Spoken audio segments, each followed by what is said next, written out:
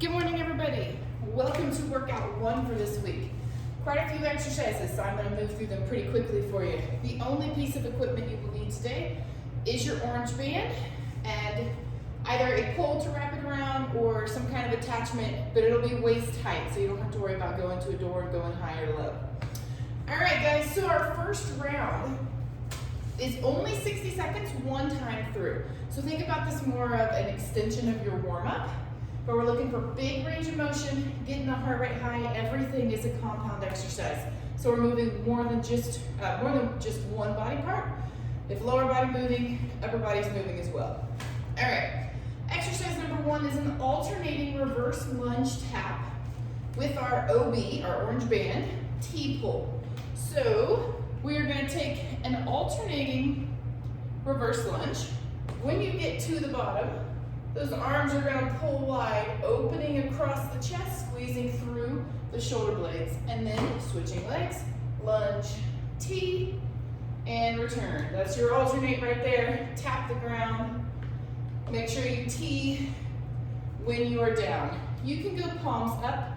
You can go palms down. I don't care. Just looking for that big range of motion. If you can get all the way out super easy, take them closer together so you feel like you're at least having to pull and work between those shoulder blades. Next on the list, alternating lateral lunge, this time with a sword pull. So I'm gonna roll mine up just a little bit so I don't have slack flying around everywhere. So we're gonna take lateral lunge. When you get there, the arm on the inside is gonna be doing our sword pull. So think straight leg, that's gonna be your straight arm pull. Back to center, and then we'll switch sides when we turn for you. So I take it lateral lunge, straight arm, straight leg, sword pull. This one you may end up being pretty close together on, which is perfectly fine. You can roll it up as much as you need to. Lunge, sword pull. It's not the arm that you think you would pull with. Typically speaking, if we're stepping to the left, we're gonna sword pull to the left. We're kind of going the opposite today. It'll make your brain think. So sit into that lunge and then pulling back toward the center. For the most part, this one and the T-pull aren't necessarily gonna get you super tired through your upper body. We're just working that range of motion through the high, through the middle, and we're gonna get the full diagonal in a second. Exercise number 3, alternating single leg walkout with an Everest step. So single leg like we've been doing, down to the ground. The leg that is up is going to immediately come forward for an Everest stretch or Everest step. Then it's going to go back to plank, then walk back all the way up before you switch legs. Then it's the same move, walk out, plank, right into Everest, back to that plank. So try not to go back to butt up, try to hit that plank, and then walk it back, standing nice and tall. Alternating legs, 60 seconds. The final exercise on this block is an alternating curtsy lunge with a diagonal double pull from our band. So I'm gonna roll it up in hands. So this time, we're gonna curtsy lunge, and we're gonna take a diagonal pull. So when you go into your curtsy lunge, typically you'll feel like one shoulder drops just a little bit. That's the side that's gonna stay down. So diagonal pull, meaning the down arm is pulling to a low V, while the up arm pulls to an up V. Then back to center, switching sides, curtsy, up and down. Center, curtsy, up and down. By this point, even though the intensity and the resistance hasn't been high, the shoulders should be getting tired. If they're not, if you've gone through all this with the T, the sword pull, the Everest, and walk out, and you're on the diagonal, and you don't even feel your shoulders with any kind of burn, then you may need to ditch this on some of our upper body and switch to a green or a red band. But my goal is that by this point, when you hit those diagonals, they are feeling a little fatigue. Okay, moving on. Our next block of moves also timed. We've got our band with our attachment, so I don't know why I dropped that. Gotta pick it back up. We've got a lateral lunge with the abduction, like we did last week. That is wrapped around about a waist-high surface here. My outside elbow is locked into my side, inside hand to hip. So I'm gonna take that lateral lunge, and then I'm gonna press open with that shoulder and back to center. We'll stay on same side for the full 30 seconds. So a reminder on this one, if you have a hard time keeping your upper arm in place, then grab yourself like a towel roll to hold on to, but otherwise really focus on the only thing moving being the head of your humerus. That's the top of this long bone, your upper arm bone. Think about it just rotating. So the arm is not moving away from the body. We're just rotating that head or the ball on top in the socket. All right, so you got left side, then you'll turn around for right side. And then we're gonna take just an overhead tricep extension. So turning away just like we do for our overhead tricep with our bands, handled bands. You can go 1 foot in front if you would like. Elbows squeezing by the ears, eyes looking straight away, and just our tricep extension.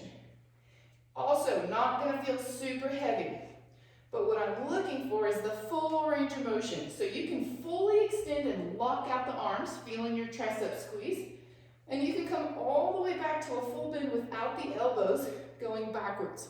So squeeze, release, squeeze, release.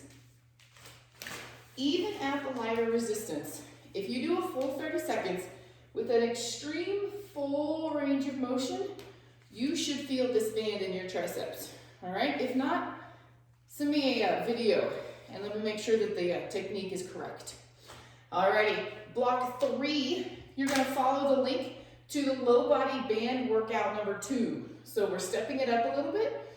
On our intensity, we've got some really good abductor and adductor, as well as some hamstring with that band. So make sure you follow that and knock it out. And our final block is gonna be a quick 3-minute ATAC. So remember, ATAC stands for as many times as possible in the 3 minutes. We got 3 exercises. The first is a single scorpion to Everest. So we're gonna start with one leg in the air, and that leg is gonna remain in the air for all 5 reps on this side. So I'm gonna push back to a scorpion, and I'm gonna come forward into an Everest. Back, scorpion, Everest, scorpion, Everest. 5 in a row, then we switch sides. Scorpion, Everest.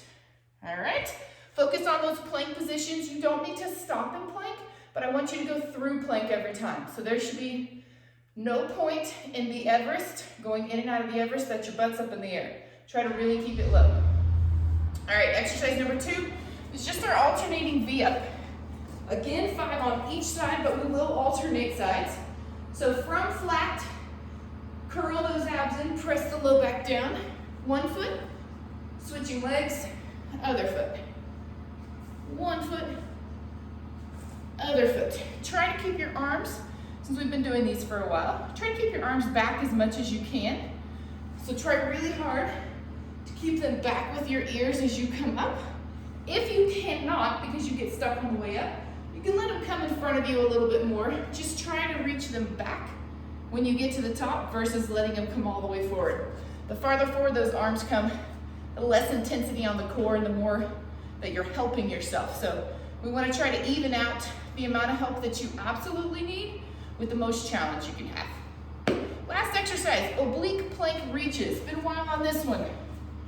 In a oblique plank position, which just means we're going to be rolled onto our side, stagger the feet or stack, up to you. From that position, our reach is going to be a forward reach. So we're going to reach the arm out in front as far as you can, allowing the hips and the shoulders to rotate a little bit. Tap the ground, bring it back up to center. Rotate and tap, back to center. Rotate and back. It is perfectly fine, and actually a goal, for those hips to dip down a little bit as you rotate. You should feel a little bit of a drop or a dip down, and then as you come back up, everything lifts up nice and tall again. All right, so a reach and roll, and come back to the top, 5 each side. And then you'll go back to the single leg scorpion to Everest. 3 minutes, as many rounds as you can get. You should hit at least 3 rounds. That's 1 minute per round. If you have your list of exercises in your head or on paper, this should go pretty quickly, even though you've got a left and right on all these. So move as hard as you can, really hit that core to finish out the workout. All right, guys, have a great workout.